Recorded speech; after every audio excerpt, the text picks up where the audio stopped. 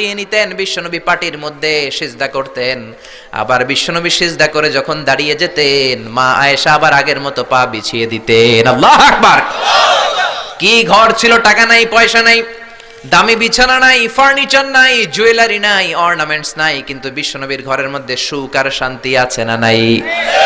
সুখ আর সুখ। ফজরের নামাজ পড়ে এসে নিজেই মা আয়েশার সাথে রান্না করতে বসে যেতেন, নিজের তলোয়ার বের করে পেঁয়াজ কাটা শুরু করতেন বিশ্বনবী। আল্লাহু আকবার। বিশ্বনবী গ্লাসের যেই মা আয়েশা গ্লাসের যেই জায়গায় ঠোঁট লাগিয়ে মুখ লাগিয়ে পানি পান করতেন, ওই জায়গাটা খুঁজে খুঁজে বিশ্বনবী আবার ওই জায়গায় ঠোঁট লাগিয়ে পানি পান করতেন। কোন সুবহানাল্লাহ।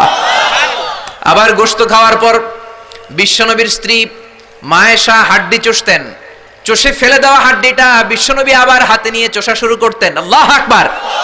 কি শান্তি, কি সুখ। মা আয়েশাকে বিয়ে করার আগে মা আয়েশার চেহারাটা বিশ্বনবীর কাছে জিবরাইল